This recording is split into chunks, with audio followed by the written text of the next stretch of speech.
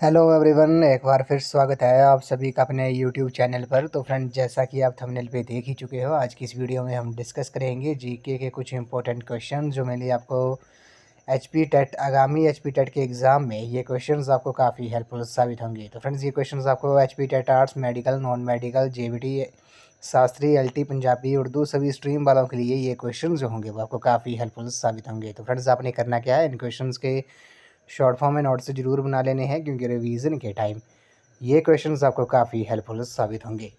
तो फ्रेंड्स, अगर आप एचपी टेट की तैयारी कर रहे हो तो इसके लिए मैंने एक अलग से प्लेलिस्ट बनाई है, जिसका जो लिंक है वो मैंने डिस्क्रिप्शन बॉक्स में दे दिया है। आप वहां पर जाकर वीडियोस देख सकते हो। वहां पर आपको एचपी टेट के रिगार्डिंग 150 प्लस वीडियोस आपको देखने को मिलेंगी। सभी स्ट्रीम वालों के लिए वो क्वेश्चन जो होंगे वो काफ़ी हेल्पफुल साबित होंगे। मेनली वहाँ पर आपको जीके और साइकोलॉजी के क्वेश्चंस ही देखने को मिलेंगे। तो फ्रेंड्स, अगर आप H P U B Ed entrance 2023 की तैयारी कर रहे हो तो इसके लिए भी मैंने एक अलग से प्लेलिस्ट बनाई है, जिसका जो लिंक है वो मैंने डिस्क्रिप्शन बॉक्स में दे दिया है। तो फ्रेंड्स, आप मुझे इंस्टाग्राम पर भी फॉलो कर सकते हो। इंस्टाग्राम आईडी का जो लिंक है वो मैंने डिस्क्रिप्शन बॉक्स में दे दिया है।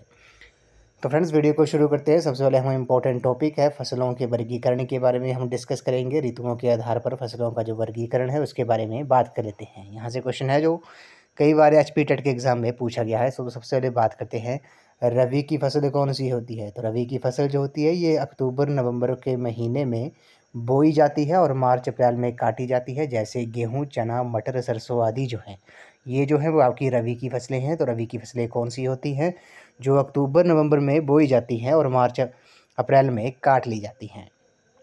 उसके बाद बात करते हैं खरीफ की फसल। खरीफ की फसल जो है वो कौन सी होती है। ये जो फसल होती है वो जून जुलाई में बोई जाती है और जो एवं नवंबर और दिसंबर में काट ली जाती है। जैसे धान, गन्ना, तिलहन, ज्वार, बाजरा, मक्का आदि, ये जो है वो खरीफ की फसलें हैं। तो खरीफ की फसलें कौन सी होती है, जो जून जुलाई में बोई जाती हैं और नवंबर दिसंबर में काट ली जाती हैं। जैसे धान, मक्का, तिलहन, ज्वार, बाजरा, मक्का। उसके बाद बात करते हैं जायद फसलें के बारे में। तो जायद फसलें जो होती हैं ये मई और जून के महीने में बोई जाती हैं और जुलाई अगस्त में काट ली जाती हैं। जैसे राई, मक्का, ज्वार हो गया, ये जो है वो आपकी जायद की फसलें हैं। उसके बाद बात करते हैं नकदी फसलें। नकदी फसलें कौन सी होती है, ये वे फसल हैं जो व्यापार के उद्देश्य से किसानों द्वारा उगाई जाती हैं। जैसे कपास हो गया, गन्ना हो गया, तंबाकू हो गया, जूट हो गया। ये जो आपकी नकदी फसलें हैं, जो ये वे फसलें होती हैं जो व्यापार के उद्देश्य से किसानों द्वारा उगाई जाती हैं। तो ये तो कर ली हमने बात फ्रेंड्स ऋतुओं के आधार पर फसलों का वर्गीकरण। रबी की फसल, खरीफ की फसल, जायद फसल, नकदी फसल इम्पोर्टेंट है। यहाँ से एक या दो क्वेश्चन तो पूछे ही जाते हैं हर बार एचपी टेट में। तो इस बार भी ये क्वेश्चन जो है वो पूछे जा सकते हैं। तो ये आपने याद रखना है कि रबी की फसलें कौन सी होती हैं, खरीफ की कौन सी होती हैं, जायद फसलें कौन सी होती है और नकदी फसलें कौन सी होती हैं। उसके बाद हम बात करते हैं भारत के प्रमुख लोक नृत्य के बारे में, famous folk dances of India. यहाँ से क्वेश्चन भी हर बार पूछा जाता है। चुनिंदा टॉपिक हम डिस्कस कर रहे हैं जीके के सेक्शंस में, क्योंकि यहाँ से जो है प्रीवियस एग्ज़ाम में एनालाइज किया है कि किस टॉपिक से एचपी बोस जो है वो क्वेश्चंस पूछता है। तो सबसे पहले बात करते हैं भरतनाट्यम जो लोक नृत्य है वो किस स्टेट का है, वो तमिलनाडु स्टेट का है, ये आपने याद रखना है। कथक जो है वो उत्तर भारत का लोक नृत्य है। कथकली जो है वो केरल का है, ये आपने याद रखना है। ओडिसी जो है वो उड़ीसा स्टेट का प्रमुख लोक नृत्य है। मोहिनी अट्टम जो है मोस्ट इम्पोर्टेंट है, ये केरल स्टेट का लोक नृत्य है। कुचिपुड़ी जो है आंध्र प्रदेश का, ये भी आपने याद रखना है। बिहू जो फोक डांस है, लोक नृत्य है, वो असम का है, ये आपने याद रखना है। भांगड़ा और गिद्दा जो है वो पंजाब स्टेट का है। घूमर और कठपुतली जो है वो राजस्थान स्टेट का है, ये भी इम्पोर्टेंट है। गरबा और डांडिया जो है वो गुजरात स्टेट का है, जबकि तमाशा जो लोक नृत्य है वो महाराष्ट्र का लोक नृत्य है, ये आपने याद रखना है। लावणी जो है वो भी महाराष्ट्र का ही है, ये भी आपने याद रखना है। क्वेश्चन ये कई बार पूछा गया है कि लावणी जो है वो किस स्टेट का लोक नृत्य है, ये आपने याद रखना है, वो महाराष्ट्र का है। तो ये तो कुछ इंपॉर्टेंट लोक नृत्य थे भारत के प्रमुख। इसका आपने स्क्रीनशॉट भी ले लेना है, क्योंकि यहाँ से क्वेश्चन जो है पूछा ही जाता है, इस बार भी पूछा जा सकता है। उसके बाद हम बात करते हैं कुछ इम्पोर्टेंट वन लाइनर क्वेश्चंस हैं जो प्रीवियस एचपी कॉम्पिटिटिव एग्जाम में ये क्वेश्चन जो थे वो पूछे गए थे। तो सबसे पहले बात करते हैं मगध जो था वो किस राज्य का पुराना नाम था, मोस्ट इम्पोर्टेंट है। तो मगध जो था वो बिहार का प्राचीन नाम था, ये आपने याद रखना है। असम का जो प्राचीन नाम था वो कामरूप था, ये भी आपको पता होगा। तो मगध जो था वो किस राज्य का पुराना नाम था? बिहार का पुराना नाम था। एक यहाँ से क्वेश्चन और निकलते हैं, जैसे मधुबनी पेंटिंग जो है, मधुबनी पेंटिंग जो है वो किस राज्य से संबंधित है? वो बिहार से ही संबंधित है, ये भी आपने याद रखना है। तो मगध जो था वो किस राज्य का पुराना नाम था? बिहार का था, बिहार का था। कामरूप जो था वो किसका प्राचीन नाम था? वो असम स्टेट का था। उसके बाद हम बात करते हैं which city is known as the cotton polis polis of India. तो ये किसे कहा जाता है? ये मुंबई को कहा जाता है। आपको पता है मुंबई को भारत की आर्थिक राजधानी भी कहा जाता है, फाइनेंशियल कैपिटल भी कहा जाता है मुंबई को, ये आपने याद रखना है। तो आर्थिक राजधानी भी अगर आपसे क्वेश्चन पूछा जाता है कि भारत की आर्थिक राजधानी जो है वो किसे कहा जाता है, तो वो मुंबई को कहा जाता है। RBI reserve bank of India का जो हेडक्वार्टर है वो भी मुंबई में ही है, ये भी आपको पता होना चाहिए। अगले प्रश्न में चलते हैं, which Indian city is known as Silicon Valley. तो सिलिकॉन वैली जो है वो किस सिटी को कहा जाता है, किस शहर को कहा जाता है? तो बेंगलोर को सिलिकॉन वैली कहा जाता है, ये आपने याद रखना है। सिलिकॉन घाटी जो है वो बेंगलोर को कहा जाता है। बेंगलोर में आपको पता है इसरो का हेडक्वार्टर भी है। किस स्टेट में है? ये कर्नाटका स्टेट में है, ये आपने याद रखना है। और क्वेश्चन क्या पूछ सकते हैं कर्नाटका स्टेट से? ये आपने याद रखना है। कॉफ़ी का जो सबसे बड़ा उत्पादक राज्य है भारत का वो कर्नाटका ही है, कर्नाटक ही है। चंदन का भी सबसे बड़ा उत्पादक राज्य जो है वो भी कर्नाटक है, ये भी आपने याद रखना है। तो सिलिकॉन वैली जो है वो बेंगलुरु को कहा जाता है, कर्नाटक स्टेट में पड़ता है। अगर क्वेश्चन आपसे पूछा जाता है कि इलेक्ट्रॉनिक सिटी जो है वो भी किसे कहा जाता है? वो भी बेंगलुरु को ही कहा जाता है। अगले प्रश्न में चलते हैं, इसमें बोला गया कि भारत के किस शहर को इलेक्ट्रॉनिक सिटी कहा जाता है? तो आपको पता है बेंगलुरु को ही कहा जाता है, कर्नाटक स्टेट में है ये आपने याद रखना है। इसरो का जो हेडक्वार्टर है इंडियन स्पेस रिसर्च ऑर्गेनाइजेशन का वो भी बेंगलुरु में ही है, कर्नाटक में है, ये आपने याद रखना है। नेक्स्ट क्वेश्चन में चलते हैं, which place of India is called Varanasi of south. तो साउथ दक्षिण का वाराणसी किसे कहा जाता है? रामेश्वर को कहा जाता है, तमिलनाडु स्टेट में है, ये आपने याद रखना है। वाराणसी जो है वैसे वो उत्तर प्रदेश में है, ये आपने याद रखना है, गंगा नदी के किनारे स्थित है, मोस्ट इम्पोर्टेंट है। तो दक्षिण का वाराणसी जो है वो रामेश्वरम को कहा जाता है। नेक्स्ट क्वेश्चन में चलते हैं, भारत के मसालों के बगीचे के रूप में कौन जाना जाता है? तो केरला को मसालों के बगीचे के रूप में जाना जाता है, तो केरला जो है इस क्वेश्चन का करेक्ट आंसर है। नेक्स्ट क्वेश्चन पे चलते हैं, भारत का मैनचेस्टर जो है के रूप में किसे जाना जाता है? तो अहमदाबाद को भारत के मैनचेस्टर के रूप में जाना जाता है, ये आपने याद रखना है। अगर क्वेश्चन पूछा जाता है कि उत्तर भारत का जो मैनचेस्टर है, उत्तर भारत का जो मैनचेस्टर है वो किसे कहा जाता है? तो वो कानपुर को कहा जाता है, ये आपने याद रखना है। जबकि भारत का मैनचेस्टर अगर आपसे क्वेश्चन पूछा जाता है तो वो अहमदाबाद को कहा जाता है। उत्तर भारत का मैनचेस्टर जो है वो कानपुर को कहा जाता है। अब बात करते हैं मैनचेस्टर के बारे में। मैनचेस्टर जो है वो यूनाइटेड किंगडम में है। किसके लिए फेमस है? वो सूती कपड़ों के लिए काफ़ी प्रसिद्ध है, जिस कारण भारत का मैनचेस्टर जो है वो भी अहमदाबाद को कहा जाता है, क्योंकि वहाँ पे भी सूती वस्त्र वगैरह के लिए काफ़ी प्रसिद्ध है। तो ये आपने याद रखना है, अहमदाबाद जो है वो भारत का मैनचेस्टर के रूप में जाना जाता है, जबकि उत्तर भारत का जो मैनचेस्टर है वो कानपुर को कहा जाता है। अगले प्रश्न में चलते हैं, गुलाबी नगर जो है, पिंक सिटी जो है वो किसे कहा जाता है? तो पिंक सिटी के नाम से जयपुर को जाना जाता है, ये आपने याद रखना है। किस स्टेट में है? राजस्थान की ये कैपिटल है, राजस्थान स्टेट में है। तो पिंक सिटी अगर आपसे क्वेश्चन पूछा जाता है तो वो जयपुर को कहा जाता है। अगला मोस्ट इंपॉर्टेंट क्वेश्चन है, ये एचपी टेट मेडिकल के एग्ज़ाम में पूछा गया था कि स्टील सिटी ऑफ इंडिया के नाम से किसे जाना जाता है? तो स्टील सिटी ऑफ इंडिया के नाम से जमशेदपुर को जाना जाता है, झारखंड स्टेट में है, तो ये आपने याद रखना है। एचपी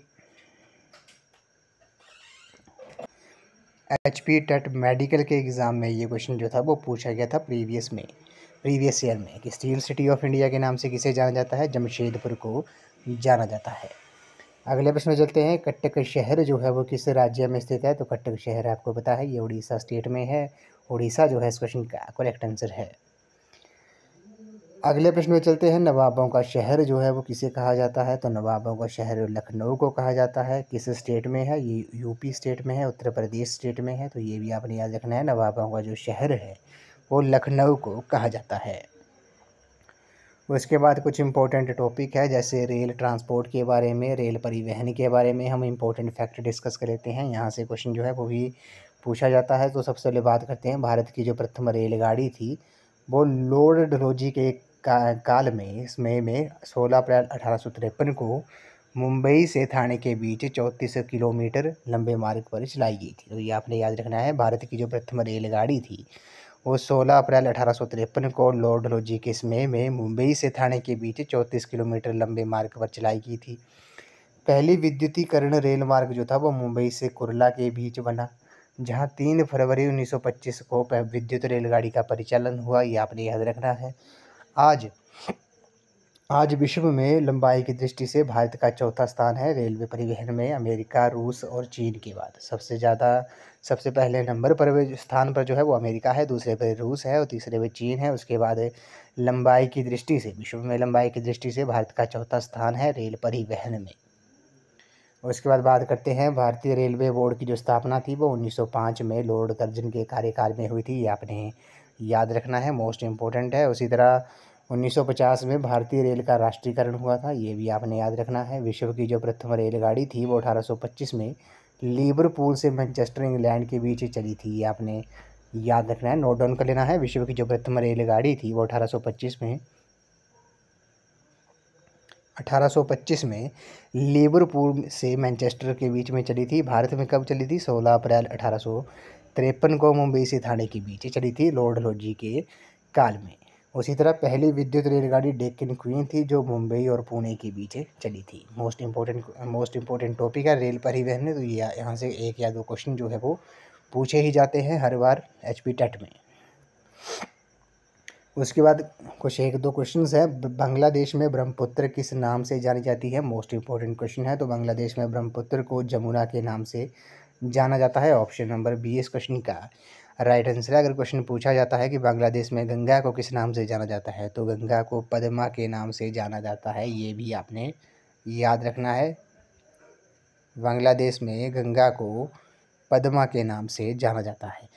ये क्वेश्चन यहाँ से और पूछ सकते हैं कि बांग्लादेश किस देश को पहले पूर्वी पाकिस्तान के नाम से जाना जाता था? तो बांग्लादेश को पहले पूर्वी पाकिस्तान के नाम से जाना जाता था। बांग्लादेश की जो राजधानी है वो ढाका है। ये भी आपने याद रखना है।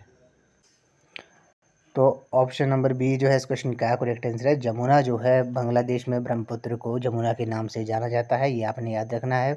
बांग्लादेश को पहले पूर्वी पाकिस्तान के नाम से जाना जाता था और बांग्लादेश की जो राजधानी है वो ढाका है। ये भी आपने याद रखना है। यहाँ से क्वेश्चन एक और पूछ सकते हैं कि भारत की जो सबसे लंबी स्थलीय सीमा है, स्थलीय सीमा जो है वो किसके देश के साथ लगती है? तो वो बांग्लादेश के साथ ही लगती है। कितनी लगती है? 4096 किलोमीटर जो है वो भारत अपनी सीमा साझा करता है बांग्लादेश के साथ। तो सबसे लंबी जो स्थलीय सीमा है वो बांग्लादेश के साथ लगती है भारत की। आपने याद रखना है। अगले प्रश्न में चलते हैं। कराची शहर जो है वो किस नदी के तट पर स्थित है? तो कराची शहर जो है वो आपको पता है पाकिस्तान में है। ये सिंधु नदी के किनारे स्थित है। ऑप्शन नंबर सी इस क्वेश्चन का राइट आंसर है। उसी तरह क्वेश्चन पूछ सकते हैं भारत के राज्यों के बारे में, शहरों के बारे में कि कौन सा शहर जो है वो किस नदी के किनारे स्थित है? तो वाराणसी जो है गंगा नदी के किनारे स्थित है। अयोध्या जो है वो सरयू नदी के किनारे स्थित है। ये आपने याद रखना है। अयोध्या जो है वो सरयू नदी के किनारे स्थित है। मोस्ट इम्पोर्टेंट है ये। उसी तरह कोलकाता जो है वो हुगली नदी के किनारे स्थित है। क्वेश्चन कई बार पूछा गया है। हैदराबाद जो है वो मूसी नदी के किनारे स्थित है। तो ये कुछ इम्पोर्टेंट शहर हैं जो एग्ज़ाम में पूछे जाते हैं। उसके बाद बात करते हैं भारत के बारे में कुछ इम्पोर्टेंट फैक्ट के बारे में, महत्वपूर्ण तथ्यों के बारे में। जैसे भारत की पूर्व से पश्चिम की जो चौड़ाई है वो 2933 किलोमीटर तथा उत्तर से दक्षिण की जो लंबाई है वो 3214 किलोमीटर है। मैकमोहन रेखा जो है वो भारत और चीन के बीच अंतर्राष्ट्रीय सीमा है। रेड क्लिफ सीमा जो है वो भारत और पाकिस्तान के बीच अंतर्राष्ट्रीय सीमा बनाती है। मोस्ट इम्पोर्टेंट है। भारत देश में 10 हिमालय राज्य हैं। कौन कौन से? हिमाचल प्रदेश, सिक्किम, अरुणाचल प्रदेश, नागालैंड, मणिपुर, मिजोरम, त्रिपुरा, मेघालय, जम्मू कश्मीर और उत्तराखंड। ये आपने याद रखना है। जम्मू कश्मीर जो है वो अब केंद्र शासित प्रदेश है। तो देश में कितने ये जो है वो आपके हिमालय राज्य है, आपने याद रखना है। मैकमोहन रेखा जो है वो भारत और पाकिस्तान के बीच अंतर्राष्ट्रीय सीमा है, जबकि रेड क्लिफ सीमा जो है वो भारत और पाकिस्तान के बीच अंतर्राष्ट्रीय सीमा बनाती है। उसके बाद बात करते हैं IST, जिसकी फुल फॉर्म है इंडियन स्टैंडर्ड टाइम जो है वो भारतीय मानक समय ग्रीनविच मीन टाइम से 5.5 घंटे आगे है। ये इलाहाबाद नैनी से 82 डिग्री 30 से गुजरती है, ये आपने याद रखना है। इंडियन स्टैंडर्ड टाइम जो है, भारतीय मानक समय जो है वो ग्रीनविच मीन टाइम से कितना आगे है, 5.5 घंटे आगे है। इलाहाबाद नैनी से ये 82 डिग्री 30 से गुजरती है। उसी तरह बात करते हैं, भारत के उत्तर पश्चिम में पाकिस्तान देश है और अफ़गानिस्तान है। उत्तर में चीन है, नेपाल है और भूटान है। पूर्व में म्यांमार है, जिसे पहले बर्मा के नाम से जाना जाता था। और पश्चिम बंगाल के पूर्व में बांग्लादेश स्थित है। दक्षिण में हिंद महासागर है। यहीं मन्नार की खाड़ी और पाक जलडमरू मध्य भारत को श्रीलंका से पृथक करते हैं, यानी कि अलग करते हैं। श्रीलंका का प्राचीन नाम क्या था, सिलोन था, ये आपने याद रखना है। उसी तरह बात करते हैं, भारत में कुल द्वीपों की जो संख्या है वो 247 है, जिसमें बंगाल की खाड़ी में 204 द्वीप हैं और अरब सागर में 43 द्वीप हैं, ये आपने याद रखना है। उसी तरह बात करते हैं, भारत में कर्क रेखा जो है वो 8 राज्यों से गुजरती है। ये हमने कल की वीडियो में भी डिस्कस किया था। तो भारत में कर्क रेखा जो है वो 8 राज्यों से गुजरती है। कौन कौन से राज्य हैं, गुजरात, राजस्थान, मध्य प्रदेश, छत्तीसगढ़, झारखंड, पश्चिम बंगाल, त्रिपुरा और मिजोरम से होकर गुजरती है। ट्रॉपिक ऑफ कैंसर जो है, भारत में कर्क रेखा कितने राज्यों से गुजरती है, 8 राज्यों से गुजरती है। उसी तरह बात करते हैं कि क्षेत्रफल की दृष्टि से राजस्थान जो है वो भारत का सबसे बड़ा राज्य है और गोवा जो है वो सबसे छोटा राज्य है, ये आपने याद रखना है। जबकि जनसंख्या की दृष्टि से उत्तर प्रदेश जो है वो सबसे बड़ा राज्य है और सिक्किम जो है वो सबसे छोटा राज्य है, ये आपने याद रखना है। कुछ इंपॉर्टेंट पॉइंट्स हैं, ये भारत में अभी प्रेजेंट में कुल कितने राज्य हैं, कुल 28 राज्य हैं, ये आपने याद रखना है। 8 जो है वो केंद्र शासित प्रदेश हैं, यूटीज़ है।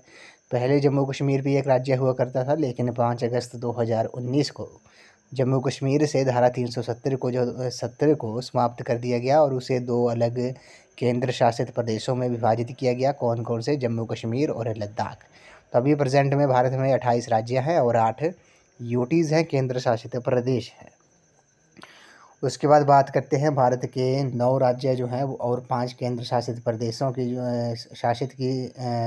केंद्र शासित प्रदेशों की जो सीमाएं हैं वो समुद्र के साथ लगती है। भारत में सबसे लंबी तट रेखा जो है वो गुजरात की है, फिर आंध्र प्रदेश की है और फिर महाराष्ट्र की है। मोस्ट इंपॉर्टेंट क्वेश्चन है, सबसे लंबी तट रेखा जो है वो गुजरात की है। उसके बाद बात करते हैं, सबसे अधिक राज्यों के साथ सीमा बनाने वाला जो राज्य है वो उत्तर प्रदेश है। 8 राज्यों के साथ ये सीमा बनाता है। कौन किस किस राज्य से, उत्तराखंड हो गया, हिमाचल प्रदेश, हरियाणा, राजस्थान, मध्य प्रदेश, छत्तीसगढ़, झारखंड, बिहार, इन 8 स्टेट्स के साथ उत्तर प्रदेश जो है वो अपनी सीमा साझा करता है। उसके बाद बात करते हैं, भारत के पूर्वी तट को कोरोमंडल तथा पश्चिमी तट को मालाबार तट कहते हैं। उसके बाद बात करते हैं, कुछ इम्पोर्टेंट आयोग है, जैसे योजना आयोग, प्लानिंग कमीशन के नाम से इसे जाना जाता है।